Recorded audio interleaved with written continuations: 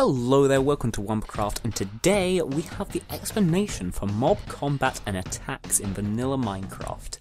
Sorry I left you on a bit of a cliffhanger yesterday, but this is a bit complicated, so I do want to take time to explain it and go through with it.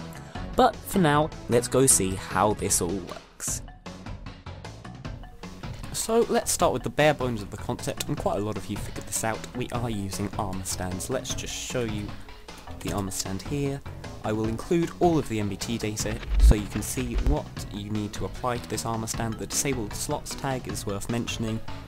That value just shows that you can't take any of the items from the armor stand. You can't really interact with it.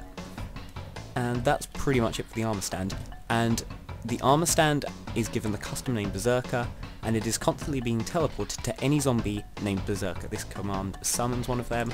Let's stick one of them in, and as you can see, the armor stand is constantly teleported to the zombie. Now there is a bit of a bug, where as you can see the zombie was turning around while he was still on the spot, and the armor stand wasn't turning with him.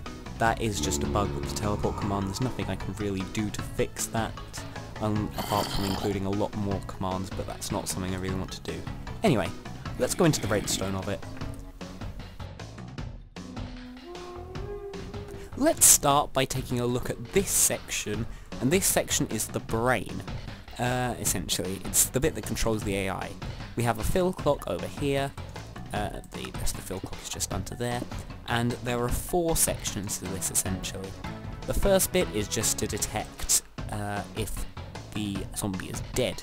So this is going to execute a command at the armor stand, which is going to test for a zombie within 1 block of it. And if it doesn't find that, it is going to activate this command, which is going to teleport the armor stand just over here, so when you kill the zombie, the armor stand disappears.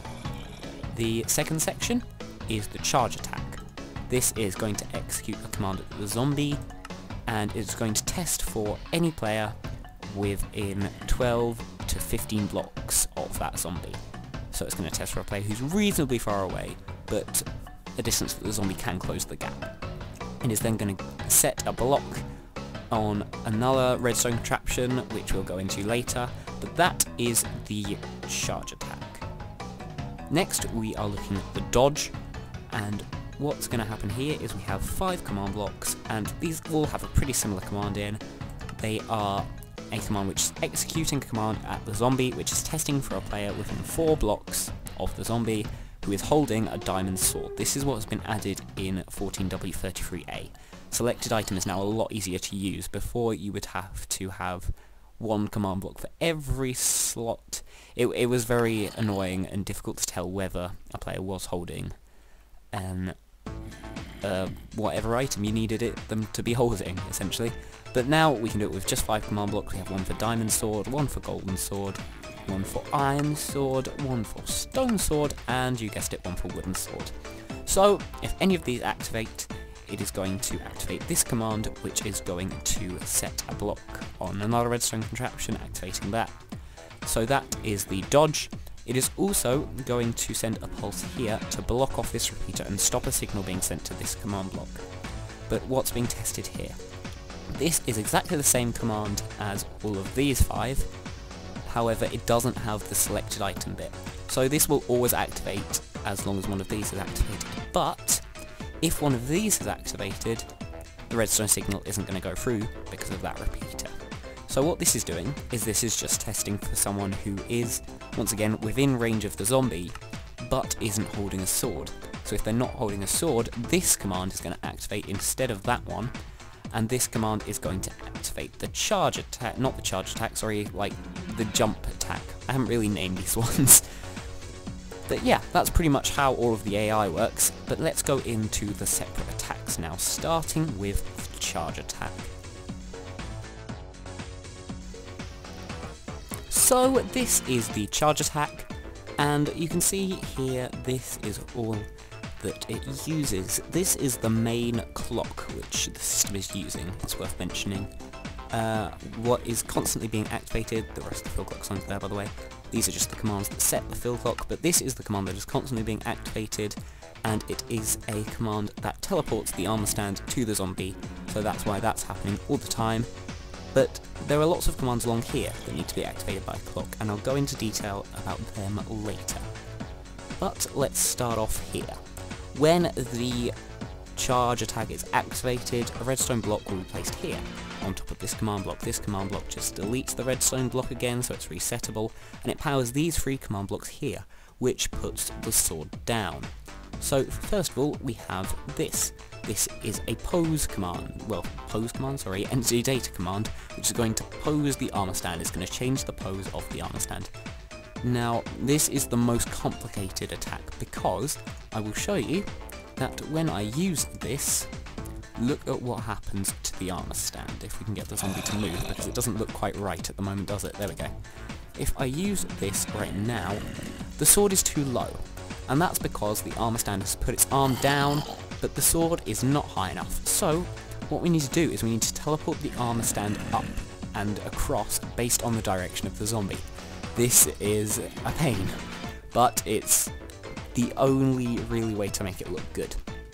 So what we have here is a lock data command. Now this is going to change the block data of this command here. You can see now it's a fill 1 command, so it only fills this one with a redstone block. This one down here is filling all of these blocks with air all the time. So if I put something here, gone. But if we change this one to a fill command which fills, whoops, not that one, which fills 9 blocks, let's just do that now actually, why not?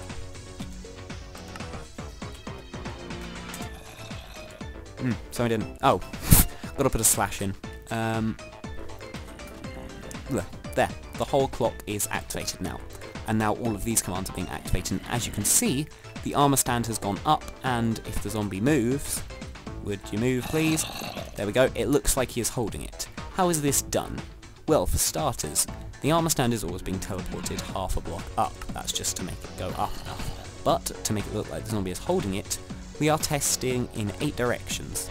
So, what's happening is, this is an example command, it executes a command at the zombie facing a certain direction. So if he's facing, I think that command activates it, if he's facing this way, it's going to activate the command that teleports the armor stand minus 0.3 on the Z-axis. It's a tiny amount, but it moves it to his hand, essentially. And then we have 7 other commands, so it basically works in 8 directions. 1, 2, 3, 4, 5, 6, 7, 8, basically. But that is enough to make it look like he's constantly holding it. So there we go, that's pretty much how that one works. And then it just gives him a speed boost, and then a few ticks later, clears the speed boost, resets the clock, so it goes back down to that 1 clock, and then it's just going to pose him back up. So let's activate this now, and you can see sword goes up and sword goes back up, sword goes up and sword goes up, goes down, goes up, and he's always holding it, and he does get a speed boost as well, but he's not moving, so you can't see that, which is a lot unfortunate. But that's pretty much how the charge attack works. That is the most complicated one, the others are a lot simpler. But let's move on to the dodge attack. So this is the dodge attack. So to start with, we want the zombie to cross his sword. This is a lot easier to do than the zombie holding his sword forward, because you can simply rotate the arm. Let's use this command right now and show you that this one is actually a lot easier to pull off. It looks crossed and it works like a charm. This is pretty similar in terms of the way it works to the charge attack, but the redstone block is placed here, it's reset, it activates these 3, it does the opposing of the sword like I just showed you, gives the zombie invulnerability, so you can't hit him, so it just allows him to dodge. And it is also going to use this. This is a fill command, which is going to fill this area over here, all of these commands over here, with redstone blocks. So it's going to activate all of these commands in this area here. This command here is just going to reset it, so these only activate once. But once again, it's going to do something pretty similar. it's going to execute a command at the zombie with the direction testing, just like it did for the charge attack, but this time it's going to use entity data to give a motion tag to anything named Berserker, so that's the armor stand and the zombie. But it's going to give them a motion of that, which is just going to make them, if they're facing this way, for example in that command, it's going to make them jump backwards, like that. Pretty simple. And this is just the clock, just like before, that's just teleporting it to the sword, teleporting the armor stand to the zombie, sorry.